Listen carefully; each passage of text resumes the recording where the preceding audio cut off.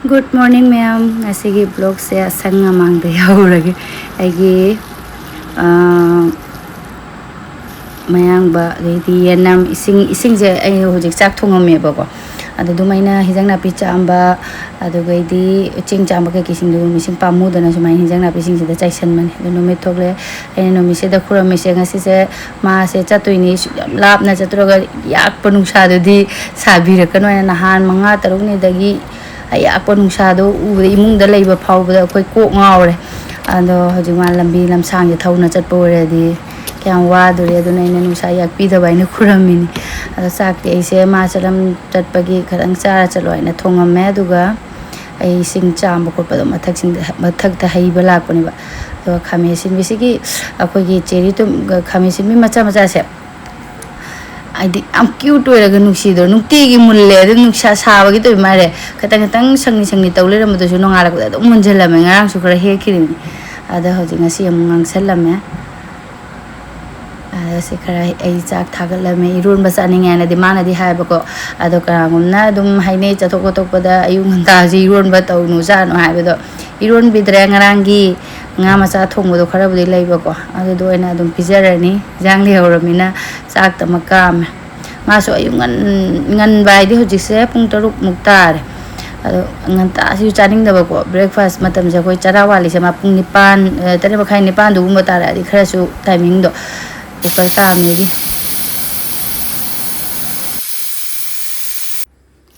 sena ma gi pu gi na bani thabi ke kya si mo gi na tane aduga agi ngarang nung thang se lak pani se gi sunscreen se ai se sunscreen am ta taiba yad de agi chana da ba hai ga hang ado se agi advice ke na te ko agi video am te advice oro ma ba ina ki ba gi lau da ba gi ado se na doctor set ki amal lau ni se try to ge na ne ma gi review do khara phaja ba da ai mamang da mayam ne sunscreen na tang ba ma mu lei ru ne ko gi iching hakat chaba mit pong khalak pa do di manam maina da yam to ba ko aduna ai se chana da ba do si ma di yenga chak se ma gi khai dok pi re an pijana ba tawrani puna ba ni mai thabi ke sing se yom san pi re hawai sang bi si de na ma amit pi chau ni ye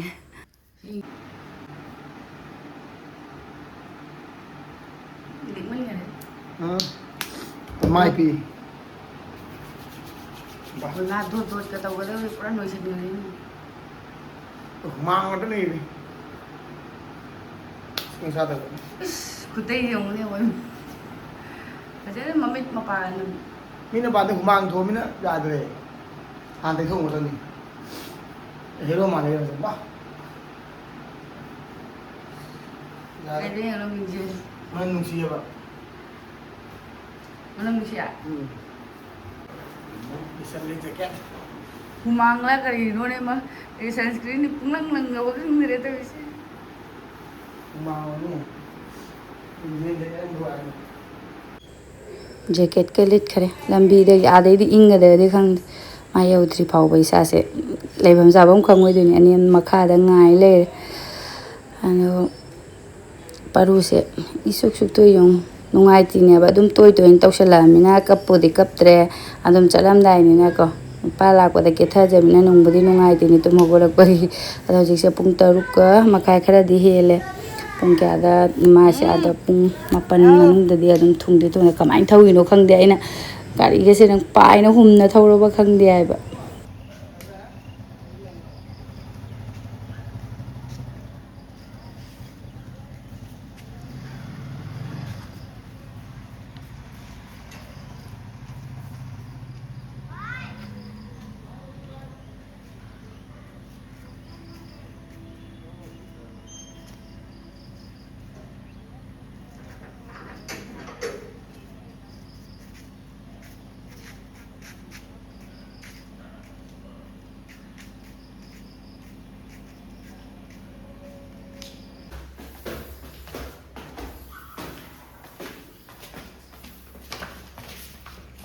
kapning apa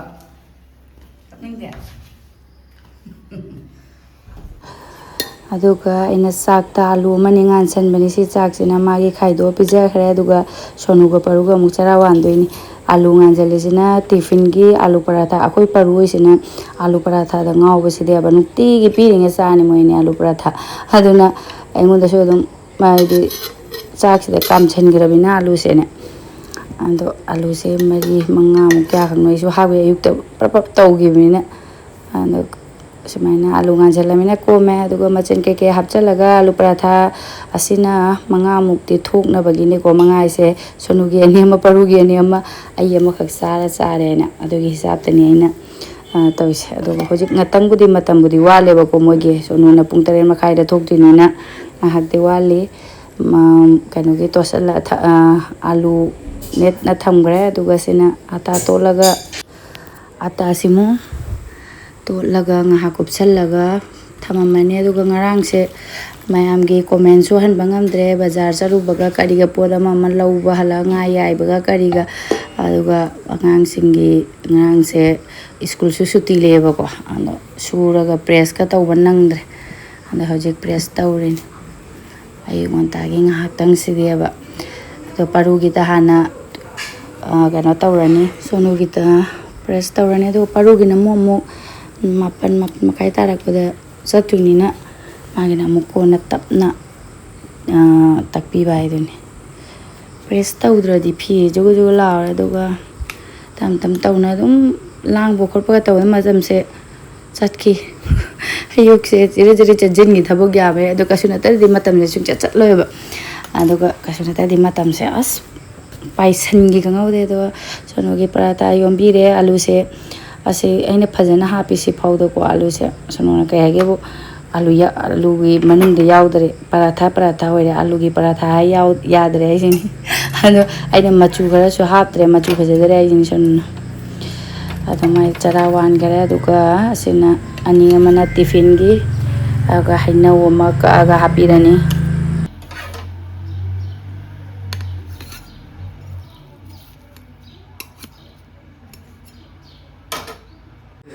sanu su sakare masam ka mina khara phare sabsi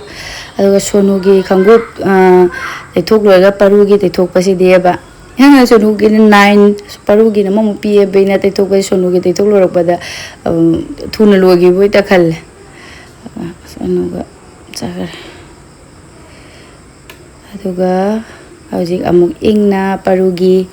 parugi school gi dress ma ba thi bada bawa ayo nan gi house dress to de dum phajare ko ngarang gi do aduga sigi furisi phajade ba maya idi machu se kai haini khongwa si ude phare aduga furit langi se am aina han ban u banu mi to di haida da na loi bani adu bu ka dawni school gi ne na adum lit landa ba ya da ba gi lil hal le bai do ne ba marang durang se idi khatang machu jo phajabo idi phab idi chan chana dam na phajada bana aga sigi cover manam sina namthi basidi kaino paru su chara wali sono chakhara mina paru mathanda ngai paru wali aguga aina si cover sing je dum paisan na thame ga to sing je mai thadoe kaino tawbagum hayang yon thokpada dum yauna baina maina hapchan thamani mai tha su mapu sina hange bo kai thaina kholen tan bagine paru na haptang di wali duna fi khara lei phawdoga sudoni phawdoni ngasi di Eshor ki patawna Eshor leitabadi leiti haibdi yar aina khuram jagi budo ngarang degi nungsa kana sabi da baina ngasi nungsa amata di leite yam nungaire Eshor na chanbire masu tamna dum thaura chakhare gari lambi de yadre hairakpa ko asaina ngasang swai lawa laibak su pharina mechanic gari semba su ekta ma yada badu mamang do leiramba parugi tiffin hobire aduga paruna satin pambagi changse ngomana upachakhare aidi upche tu junung sabudi karna dingasi di sade aidi dum medium oeba aduga agi sangomam lawre cha lolani moi purama ki loramina hauji pen hajan tharaga phammaga ina ingna thani ado si sangomje lupa 35 ne ba packet se lupa 5 hani ngai lete na megi magic masala se pisale yong samai pisan na ba ando sangom lolaga cha lolani nungsa hairubadagi amuk thole akhoi mapa yau gre yare thogla su ya nungsa ji padena muk sadore tawisangune aduga aigi sunscreen se handak je sum chanadra khangde ai ngatang taibaga ko khogi mit kasi pongkhole aduga manam ka kenna me ba ko asidi kaimdi tawde chanadra bangdi sorgi ba tama chanadi pani ꯑꯗꯨꯒ ꯑꯩꯒꯤ ꯆꯥꯁꯨ ꯂꯣꯏꯔꯦ ꯑꯗꯨꯒ ꯄꯔꯥꯊꯥ ꯑꯃꯒ ꯑꯩꯒꯤ ꯄꯔꯥꯊꯥ ꯑꯃꯁꯤꯅꯅꯦ ꯑꯗꯨꯝ ꯍꯣꯔꯦꯟꯗꯤ ꯇꯨꯝꯃꯣꯏꯗꯣꯏꯅꯦ ꯑꯩꯗꯤ ꯏꯁꯤꯡ ꯊꯛꯆꯟꯕꯒ ꯀꯔꯤꯒ ꯑꯗꯨꯒ ꯉꯔꯥꯡꯒꯤ ꯄꯣꯠ ꯆꯩꯁꯤꯡ ꯑꯁꯦ ꯃꯇꯝꯐꯥꯎ ꯁꯪꯗꯦ ꯉꯔꯥꯡ ꯀꯣꯃꯦꯟ ꯃꯌꯥꯝꯒꯤ ꯔꯤꯄ꯭ꯂꯥꯏꯁꯨ ꯇꯧꯗ꯭ꯔꯦ ꯁꯤꯁꯤꯡꯁꯨ ꯑꯃꯠꯇ ꯌꯦꯡꯗ꯭ꯔꯤ ꯆꯥ ꯊꯛ ꯂꯣꯏꯔꯕꯅꯤꯅ ꯍꯧꯖꯤꯛ ꯇꯞꯅ ꯐꯦꯟ ꯊꯥꯖꯤꯜꯂꯒ ꯌꯦꯡꯉꯒꯦ ꯀꯩꯀꯩ ꯑꯩ ꯑꯥꯗ ꯆꯠꯈ꯭ꯔꯒꯅꯦ ꯀꯔꯤ ꯀꯔꯤꯅꯣ ꯄꯪꯂꯧꯇ ꯂꯧꯅꯤꯡꯉ ꯄꯩꯁꯥꯁꯦ 3,500 ꯌꯧꯈꯤꯕꯒ ꯈꯪꯍꯧꯗꯕꯒꯤ ꯋꯥꯔꯤꯅꯤ ꯑꯗꯣ ꯍꯦꯡꯒꯔꯁꯤꯗꯤ ꯃꯊꯧꯗꯤ ꯇꯥꯔꯦꯅ 99ꯗꯁꯨ ꯄꯤꯔꯝꯃꯦ ꯁꯨꯝ ꯁꯣꯅꯣꯒꯤ ꯐꯨꯔꯤꯠ ꯈꯣꯡꯒ꯭ꯔꯥꯎ ꯁꯨꯔꯛꯄ ꯈꯣꯠꯂꯛꯄ ꯌꯥꯟꯕꯗ ꯌꯥꯝ ꯅꯨꯡꯉꯥꯏꯇꯦ ꯑꯗꯣ ꯃꯥꯅꯁꯨ ꯈꯔ ꯄꯨꯔ ꯆꯠꯈ꯭ꯔꯦ ꯃꯥꯁꯨ ꯑꯥꯗ ꯂꯩꯔꯤꯅꯦ 99ꯗ ꯄꯤ ꯈꯪꯗꯦ ꯌꯥꯝꯅ ꯐꯕ꯭ꯔꯥ ꯐꯠꯇꯕ꯭ꯔꯥ ꯑꯗꯨꯝ ꯀꯟ ꯂꯥꯎꯔꯦꯅꯗꯤ ꯄꯨꯔꯛꯏꯅꯦ ꯂꯧꯊꯣꯛꯑꯒ ꯌꯦꯡꯕ ꯍꯥꯏꯅꯤ ꯁꯤꯁꯦ 6 ꯄꯤꯁꯇ 6 ꯈꯛꯇ ꯀꯩꯅꯣ ꯑꯁꯤꯅ ꯌꯦꯡꯉꯨ ꯁꯣꯅꯣꯒ ꯄꯔꯨꯒ ꯆꯥꯊꯣꯛꯑꯝꯕꯒꯤꯅꯦ ꯌꯦꯡꯉꯨ ꯍꯣꯏ ꯄꯔꯨꯁꯤꯅ ꯁꯤꯒꯨꯝꯕ ꯕꯨꯖꯤꯌꯥ ꯀꯩꯀꯩꯁꯤꯅ ꯄꯥꯝꯕꯁꯦꯕ ꯑꯗꯨꯒ ꯗꯦꯠꯁꯦ ꯃꯄꯥꯗ ꯑꯩꯅ ꯄꯨ ꯍꯥꯏꯅ ꯍꯥꯏꯕꯨ ꯄꯨꯔꯔꯣꯏ ꯍꯥꯏꯁꯤꯅꯦ ꯑꯥꯗ ꯐꯖꯕ ꯌꯣꯜꯂꯦ ꯑꯩꯅ ꯐꯔꯦ ꯁꯤꯅ ꯕꯦꯁꯟ ꯑꯗꯨꯒ चिकन मसाला एवरेस्ट की लेते हैं नहानी ऑनलाइन लौरमे कैंटीन फंगदना एवरीडे दुकान स्मार्ट बाजार दे पोरेसिना मैदा मैदासीजु केजी लेसल थमे थाम चंगे चंद्रे मतंग लेना मैदागीसु थावसीना बिस्किट पैकेट मी लाप खोपदेको कहीं लेटबद नुंगाइते बिस्किट सूम सांगे वीडियो पीप काप अनीमुक मया यौदोरे पुसलब मी लापनी चा लोब खोपद खाली पुथोपदू नुंगाइते असी कम्फर्ट से मा पुगने तौर काउरे मासू काउरे हजी आ यौग्रग मा निंगे कम्फर्ट पुहौद्रे थाव से क्या करना रिफाइन अनी मस्टर्ड से मरी पोरपने सिना चीनी मोई स्मार्ट बाजार अखोन ओनबद फागेरा फारे केजी अनी खंगे केजी याद अखोन ओलूबद अफा मोई पुंजनबीरे लोरे केजी अनी फाहन याबदी यायको मी मैम लाइन लेंबनी अले लेब सेने पोट लेरपसे चीज का बटर का फ्रिज हापचनग्रे साबुन से कैंटीन लौगदबसे लौरे पतंजलि मनमदे नुंसी पतंजलि साबुन से हिंग अचौब ट्राई तौगे पुरपनी केट्स के चाबने ब्रेस का चारमे स्मार्ट बाजार की गुड लाइफ सिना चंपाक सिना चीनी सिना मैदा सिना सूजी मोसोरी हवाई सोनूग परुग पाजब कबूली चना कहीं परुना पाबसीदेबको खराबुदी लेरे लेसले खरा से मफम चाना हापचनब तौरगे पोती मसक उदे पोती यामीने अटा से नहान कैंटीन पुरखीबगिनी अटा केजी 5 ममांग स्मार्ट बाजार केजी 5 मखाइद लुपा 250 निपान पी हौरे हंदक्ति लेहौदे केजी 5 मखाइ चनबदो केजी असिसिना केजी 5 कैंटीन पुरपने केजी 5 से था मतनीको चादोइसे केजी 5 लौग्रबनिना केजी गी पैकेट पुरपसीदेब कना पीगे कहीं तौरदब मिठा थिक्तब अदुमाइना तौर भाई केजी 5 लेसनगिबसिना कोमेदा nga लेते अयुक्सिदी अनमना अइनासु टिफिन से तन सिना ओइदि मोइसे चफम लेनबा अइनाको अयुक्ति चलमदाइसिदी खजिक होबे तौना चाबनिना तन पराठागुम्बा पुरीगुम्बा हौना लेबनिना चंगे तास लौसन थमदी कोमेबा केजी अमममगी दुकानदगी लेबदो तल्ले मैंने हापचन थमदी कोमे आगाम सोनू परुसे स्कूल चखीबनदी फै मोई चखरग इंगको साग साबने मोइनग लांगदे अमुक खेना साब अदुमाइना तौरे मोई चखरबैना इंगना लेबना फेन लिरिता थारग थबक तौना लेबसे इंगेबा इसासे मी मैम लेसलगा मीगी मनिनरा मोई लांग करिगा हेंगतना साब अदुमाइना तौरे अदो ngaktangdi paru thilu halakpai ngaktangdi fa saramiko ando hojikse si laigi keno ko si yaudre yang takpada hojikti moi animak sakramina inge ri adum sara su ko khangba ngammaga adum leiba ngammeba ꯃꯣꯏ ꯂꯩꯔꯗꯤꯕ ꯑꯁ ꯑꯩꯅꯤ ꯃꯄꯨ ꯃꯆꯥꯅꯤꯄꯥꯁꯤꯅꯒ ꯉꯥꯡꯉꯛꯀꯗꯥꯏꯅ ꯑꯩꯈꯣꯏ ꯄꯔꯨꯁꯤꯅ ꯇꯣꯡꯒꯗꯥꯡꯒ ꯆꯦꯟꯊꯣꯛꯀ ꯆꯦꯟꯁꯤꯟꯒ ꯕꯣꯜ ꯂꯪꯕꯒ ꯕꯦꯠ ꯂꯪꯕꯒ ꯑꯩ ꯁꯣꯅꯨꯗꯤ ꯑꯗꯨꯝ ꯌꯥꯝ ꯇꯧꯗꯦ ꯆꯥꯎꯔꯕꯅꯤꯅ ꯒ꯭ꯌꯥꯟꯁꯨ ꯇꯥꯕ ꯍꯥꯏꯇꯥꯔꯦ ꯄꯔꯨꯁꯦ ꯂꯥꯎꯅꯕ ꯌꯥꯝ ꯋꯥꯏꯑꯦꯕ ꯑꯗꯣ ꯃꯥꯁꯨ ꯁ꯭ꯀꯨꯜ ꯆꯠꯈꯤꯕꯅ ꯐꯩꯌꯦ ꯍꯥꯏꯕ ꯃꯣꯕꯥꯏꯜ ꯄꯥꯏꯔꯦ ꯍꯥꯏꯅ ꯉꯥꯡꯉꯦ ꯇꯤꯚꯤ ꯌꯦꯡꯉꯦ ꯍꯥꯏꯅ ꯉꯥꯡꯉꯦ ꯑꯗꯨꯝ ꯇꯤꯚꯤ ꯌꯦꯡꯉꯦ ꯍꯥꯏꯅ ꯁꯥꯟꯅꯔꯦ ꯇꯨꯡꯗꯥꯡ ꯇꯧꯋꯦ ꯉꯥꯡꯉꯦ ꯍꯥꯏꯕ ꯃꯥ ꯁ꯭ꯀꯨꯜ ꯆꯠꯈꯤꯕꯅ ꯐꯩꯌꯦ ꯁꯤꯅꯤ ꯑꯩꯅ ꯍꯥꯏꯕ ꯅꯪꯁꯨ ꯁ꯭ꯀꯨꯜ ꯆꯠꯈꯤ ꯑꯩꯅꯁꯨ ꯅꯣꯏ ꯆꯠꯈ꯭ꯔꯒꯅ ꯍꯦꯟꯅ ꯏꯪꯉꯦꯅ ꯍꯥꯏꯕ ꯑꯗꯨꯅꯦ ꯑꯁꯨꯃꯥꯏꯅ ꯇꯧꯅ ꯑꯇꯥꯁꯦ ꯀꯦꯖꯤ 5ꯁꯦ ꯍꯧꯖꯤꯛꯀꯤ ꯀꯟꯇꯦꯅꯔ ꯑꯆꯧꯕꯗꯨꯗꯤ ꯆꯟꯗꯦ ꯂꯣꯏꯔꯕꯅꯦ ꯑꯩꯒꯤ ꯑꯇꯥꯁꯦ ꯑꯗꯨꯅ ꯐꯦꯡꯗꯣꯛꯑꯒ ꯑꯃꯨꯛ ꯐꯖꯅ ꯍꯥꯞꯄꯦ ꯑꯗꯨꯒ ꯑꯇꯩꯁꯤꯡꯁꯤꯗꯤ ꯑꯁꯤꯅ ꯑꯃꯨꯛ ꯃꯩꯗꯥꯁꯦ ꯍꯥꯞꯄꯒꯦ ꯃꯩꯗꯥꯒꯤ ꯀꯟꯇꯦꯅꯔꯅꯤ ꯑꯇꯩꯗꯤ ꯍꯥꯞꯄꯔꯣꯏ ꯈꯔ ꯂꯣꯏ ꯆꯦꯡꯄꯥꯛꯁꯨ ꯂꯩꯔꯤ ꯃꯥꯒꯤ ꯀꯟꯇꯦꯅꯔꯗ ꯆꯜꯂꯔꯣꯏ ꯆꯤꯅꯤꯁꯨ ꯂꯩꯔꯤ ꯈꯔ ꯑꯗꯨꯝ ꯂꯣꯏꯔꯛꯇ꯭ꯔꯣꯕꯅꯦ ꯑꯗꯨꯅ ꯑꯩꯒꯤ ꯊꯨꯝ ꯄꯨꯔꯛꯇ꯭ꯔ ꯃꯥꯏ ꯊꯨꯝ ꯑꯃꯗꯤ ꯂꯩꯕ꯭ꯔꯥ ꯀꯩꯅꯣ ꯍꯣꯏꯗ ꯃꯆꯥ ꯃꯁꯨ ꯈꯔ ꯋꯥꯠꯄꯁꯤꯗꯤ ꯑꯗꯨꯝ ꯗꯨꯀꯥꯟꯗꯒꯤꯀꯣ ꯂꯧꯕ ꯌꯥꯏ ꯃꯥ ꯂꯩꯔꯤꯉꯩꯗ ꯂꯧꯍꯧꯕꯅ ꯅꯨꯡꯉꯥꯏꯌꯦꯕ ꯑꯩꯈꯣꯏꯒꯤ ꯂꯝꯕꯤꯁꯦ ꯁꯥꯡꯅ ꯆꯪꯉꯛꯄꯁꯦ ꯒꯥꯔꯤꯕꯨꯗꯤ ꯇꯣꯡꯅ ꯂꯥꯛꯑꯦꯅ ꯍꯥꯏꯔꯣ ꯂꯝꯕꯤ ꯃꯁꯥꯡ ꯆꯪꯉꯛꯄꯁꯤꯗꯤ ꯒꯥꯔꯤꯗꯣ ꯆꯪꯉꯛꯇꯃꯤꯅ ꯋꯥꯏꯑꯦꯕ ꯂꯨꯝꯅ ꯄꯣꯠ ꯄꯨꯁꯜꯂꯛꯄꯁꯦ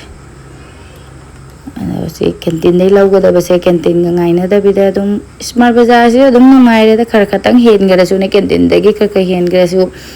ꯑꯃꯨꯛꯇꯪ ꯆꯪꯉꯤꯕꯗ ꯄꯣꯠꯇꯣ ꯐꯪꯉꯦ ꯀꯦꯟꯇꯤꯟꯁꯤꯅ ꯑꯃꯨꯛ ꯂꯣꯏꯕ ꯑꯃꯨꯛ ꯉꯁꯤ ꯕꯟ ꯑꯗꯨ ꯊꯥ ꯂꯣꯏꯕꯒꯤꯅꯤ ꯑꯗꯨꯒꯤꯅꯤ ꯌꯥꯝ ꯇꯜꯂꯦ ꯀꯦꯟꯇꯤꯟꯗꯒ ꯄꯣꯠ ꯂꯧꯒꯗꯕꯒꯁꯦ ꯉꯥꯏꯍꯥꯛ ꯂꯩꯒꯗ ꯑꯗꯨ ꯃꯥ ꯂꯩꯔꯗꯤ ꯈꯔ ꯐꯩ ꯃꯥ ꯂꯩꯇ꯭ꯔꯗꯤꯕ ꯇꯜꯂꯦ ꯃꯤ ꯃꯌꯥꯝ ꯑꯃ ꯄꯩ ꯂꯩꯕꯗꯣ ꯑꯗꯣ ꯁꯤꯁꯤꯡꯁꯤꯗꯤ ꯆꯤꯅꯤ ꯆꯦꯡꯄꯥꯛ ꯑꯇꯩ ꯂꯩꯔꯤꯕꯩꯅ ꯁꯤꯒꯤ ꯀꯟꯇꯦꯅꯔ ꯑꯃꯗ ꯍꯥꯞꯆꯤꯜꯂꯒ ꯊꯝꯃꯅꯤ ꯁꯤꯅꯤ ꯃꯦꯝ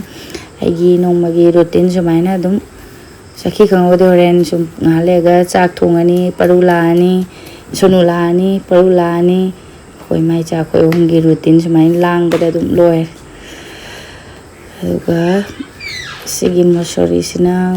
ꯍꯩꯖꯜꯂꯨꯔꯦ ꯁꯤꯅ ꯕꯦꯁꯟꯁꯤꯅ 91 ꯄꯤꯔꯛꯄ ꯁꯤꯒꯤ ꯗꯦꯠꯁꯦ ꯃꯃꯥꯡꯗ ꯑꯃꯨꯛꯁꯨ ꯂꯧꯔꯒ ꯆꯥꯈ꯭ꯔꯕꯅꯦ ꯑꯗꯨꯝ ꯃꯔꯨ ꯄꯤꯛꯇꯛ ꯇꯧꯋꯦꯅ ꯃꯥꯅ ꯆꯥꯅꯤꯡꯗꯦ ꯍꯥꯏꯔꯒ ꯊꯝꯃꯝꯃꯦ ꯑꯗꯨꯒ ꯑꯩꯅ ꯁꯤ ꯂꯧꯕꯤꯔꯛꯄꯗꯤ ꯄꯔꯨꯒꯤ ꯁꯣꯔꯠ ꯕ꯭ꯔꯦꯛꯀꯤ ꯑꯗꯨꯝ ꯍꯥꯞꯄꯤꯕ ꯑꯗꯨꯒ ꯃꯣꯏꯒꯤ ꯃꯤꯜꯛ ꯁꯦꯛ ꯀꯩꯀꯩ ꯑꯗꯨꯝ ꯃꯦꯡꯒꯣ ꯁꯦꯛ ꯈꯪꯗꯦ ꯃꯤꯜꯛ ꯁꯦꯛ ꯇꯧꯕ ꯃꯇꯝꯗ ꯑꯁꯤ ꯑꯃꯅꯤ ꯑꯗꯨꯝ ꯍꯥꯞꯄꯤꯒꯦ ꯇꯧꯕꯒꯤꯅꯤ ꯑꯗꯣ ꯍꯟꯗꯛꯀꯤꯗꯤ ꯃꯔꯨꯁꯦ ꯁꯥꯡꯉꯝꯃꯦ ꯅꯍꯥꯟ ꯃꯃꯥꯡ ꯑꯃ ꯂꯧꯈꯤꯕꯗꯤ ꯃꯔꯨ ꯄꯤꯛꯇꯛ ꯇꯧꯔꯒ ꯑꯁꯤꯗꯤ ꯆꯥꯎꯔꯝꯃꯦ ꯑꯗꯨꯝ ꯍꯥꯎꯔꯤꯗ ꯁꯤꯁꯨ ꯃꯔꯨ ꯀꯩ ꯍꯥꯏꯅꯤ ꯃꯔꯨ ꯀꯩ ꯍꯥꯏꯅꯣ ꯃꯥꯅ ꯍꯥꯎꯇꯦ ꯍꯥꯏꯔꯝꯃꯦꯕꯀꯣ ꯍꯥꯏꯗꯤ ꯈꯇꯪꯕꯨꯗꯤ ꯃꯍꯥꯎ ꯋꯥꯠꯂꯦ ꯑꯗꯨꯝ ꯃꯍꯥꯎ ꯋꯥꯠꯂꯦ ꯍꯥꯏꯗꯤ ꯑꯇꯣꯞꯄ ꯕ꯭ꯔꯦꯟꯒꯤꯅ ꯍꯥꯎꯕ ꯍꯦꯜꯂꯦꯕꯀꯣ ꯀꯝꯄꯦꯅꯤꯒꯤꯅ ꯑꯗꯨ ꯈꯤꯇꯪ ꯑꯔꯕꯤꯟ ꯍꯥꯏꯁꯦ ꯈꯤꯇꯪꯗꯤ ꯑꯔꯕꯤꯟ ꯍꯥꯏꯈꯤꯕ ꯑꯣꯏꯔ ꯃꯥꯜꯂꯦ ꯑꯗꯨꯒ ꯅꯣꯡ ꯅꯨꯡꯁꯤꯠ ꯑꯃꯨꯛ ꯂꯥꯛꯑ ꯅꯣꯡ ꯅꯨꯡꯁꯤꯠ ꯀꯟꯅ ꯁꯤꯠꯀꯠꯂꯦ ꯉꯁꯤꯗꯤ ꯑꯩꯗꯤ ꯅꯣꯡ ꯆꯨꯔꯣꯗꯅꯤ ꯈꯜꯂꯤꯕ ꯐꯤꯒꯤ ꯈꯜꯂꯒꯗꯤꯀꯣ ꯅꯣꯡ ꯆꯨꯍꯟꯅꯤꯡꯗꯕ ꯑꯗꯨꯒ 7-9 ꯈꯨꯠꯁꯥꯊꯤꯅ ꯁꯥꯔꯕꯅꯤꯅ ꯅꯣꯡ ꯆꯨꯍꯟꯅꯤꯡꯉꯦ ꯍꯥꯏꯗꯤ ꯐꯤ ꯐꯖꯅ ꯍꯨꯝꯈꯤꯗꯧꯔꯦ ꯅꯣꯡꯀꯨꯞꯁꯨ ꯈꯔ ꯇꯥꯔꯛꯑꯦ ꯑꯗꯨꯒ ꯃꯥꯁꯨ ꯌꯧꯈ꯭ꯔꯕꯅꯤꯅ ꯅꯣꯡ ꯆꯨꯔꯁꯨ ꯐꯔꯦ ꯅꯨꯡꯁꯥ ꯁꯥꯗꯣꯛꯑꯁꯨ ꯐꯔꯦ ꯍꯧꯖꯤꯛꯇꯤ ꯅꯨꯡꯉꯥꯏꯔꯦ ꯑꯗꯨꯒ ꯄꯔꯨꯒꯤꯗꯤ ꯀꯤꯗꯦꯀꯣ ꯑꯗꯨꯝ ꯑꯩꯅ ꯁꯥꯇꯤꯟ ꯄꯨꯔ ꯆꯠꯄꯅꯤꯅ ꯑꯩꯈꯣꯏ ꯁꯨꯅꯨꯒꯤ ꯁ꯭ꯀꯨꯜ ꯁꯨꯇꯤ ꯊꯥꯔꯝꯗꯥꯏꯗ ꯑꯃꯨꯛ ꯅꯨꯡꯉꯥꯏꯇꯦ ꯅꯣꯡ ꯆꯨꯕꯤꯗꯗꯤ ꯐꯔꯅꯤ ꯑꯩꯅ ꯍꯥꯏꯕꯗ ꯑꯣꯏꯔꯦ ꯀꯥꯏꯅ ꯇꯥꯕꯤꯔꯕ ꯏꯁꯣꯔꯅꯒ ꯑꯁ ꯂꯣꯏꯔꯦ ꯑꯗꯨꯅ ꯅꯣꯡꯀꯨꯞ ꯇꯥꯔꯛꯑꯦ ꯁꯣꯅꯨꯁꯤꯅ ꯔꯦꯟꯀꯣꯠ ꯂꯩꯔꯦ ꯔꯦꯟꯀꯣꯠ ꯄꯨꯅꯤꯡꯗꯦ ꯃꯥꯅ ꯂꯤꯠꯅꯤꯡꯗꯕꯒꯤꯀꯣ ꯑꯗꯨꯅ ꯁ꯭ꯀꯨꯜ ꯆꯠꯂꯝꯗꯥꯏ ꯁ꯭ꯀꯨꯜ ꯍꯜꯂꯛꯑꯝꯗꯥꯏꯁꯤꯗꯤ ꯅꯣꯡ ꯑꯃꯨꯛ ꯆꯨꯔꯗꯤ ꯃꯥ ꯆꯣꯠꯅ ꯑꯃꯨꯛ ꯂꯥꯛꯇꯣꯏꯗꯨꯒꯤ ꯑꯃꯨꯛ ꯈꯜꯂꯒ ꯑꯃꯨꯛ ꯅꯨꯡꯉꯥꯏꯇꯦ ꯅꯣꯡꯗꯤ ꯄꯨꯝꯃꯝꯅ ꯂꯥꯛꯏ ꯆꯨꯔꯣ ꯐꯖꯅ ꯆꯨꯕꯤꯔꯣ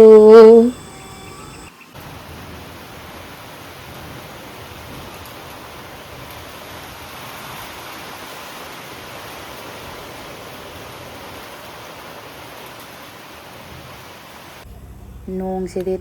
ꯇꯧꯔꯝꯃꯒ ꯇꯣꯛꯈ꯭ꯔꯦ ꯉꯥꯏꯍꯥꯛꯇꯪ ꯄꯨꯝꯃꯝꯅ ꯂꯥꯛꯑꯒ ꯁꯤꯠꯂꯝꯃꯦ ꯁꯣꯝꯗ ꯀꯟꯅ ꯈꯟꯅꯔꯤ ꯃꯈꯥꯗ ꯃꯤꯁꯤꯡꯁꯦ ꯄꯪꯀꯥꯠꯇ ꯈꯟꯅꯩꯕꯣ ꯑꯗꯒꯤ ꯌꯦꯟꯗꯦꯝ ꯈꯔ ꯍꯦꯛꯑꯦ ꯀꯥꯡꯁꯣꯏ ꯊꯣꯡꯖꯜꯂꯨꯔꯅꯤ ꯈꯟꯅꯔꯤ ꯃꯌꯥꯝ ꯇꯥꯕ꯭ꯔꯥ ꯌꯦꯡꯉꯣ ꯃꯌꯥꯝ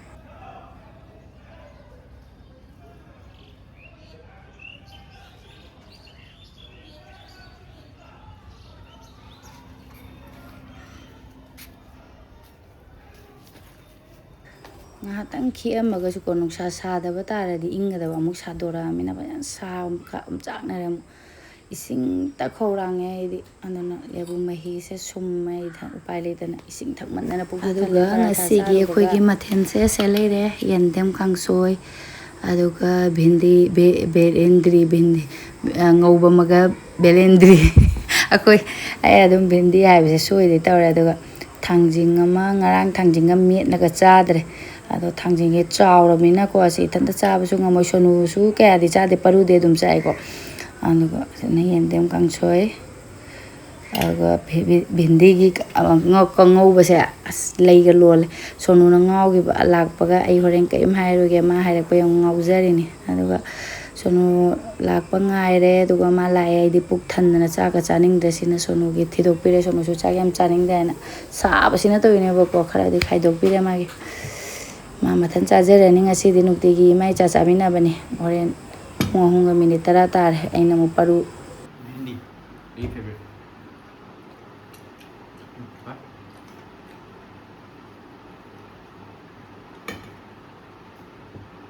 tuition le bro ngase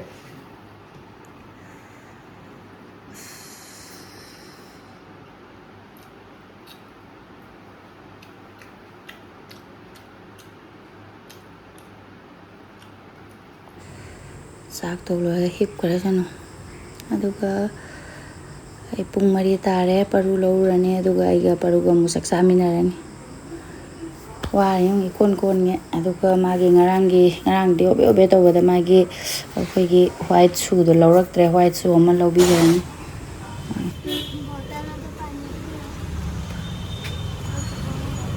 bawse puri je pamda लो इधर आ mai dukan se hang bata sungai folding pamung amju leram sonda di khangup yo thamba je som dane do se da oina phammo ina se da pore hingune se khong je de pam de phi gi do ina lobana pai chap char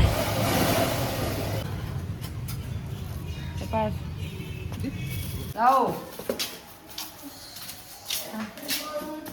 kari yeng benda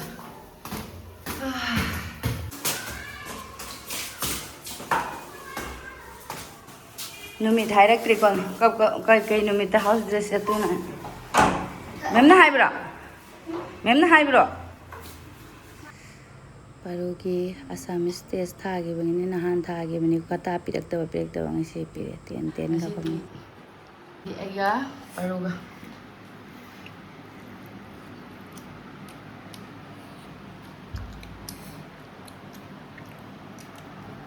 ware masak khoi parui masak siang thangjing jai yung jamang yaudre mina chingim mai chari yung pung manga tare chak cha loirakpada ayu thangjing tuppada pung manga tare ado myang masigi di gi video se matang gi loisan jarage mathangi video da amuk thengnaras aru sit nana ga chari ali maru je chuk tho thamam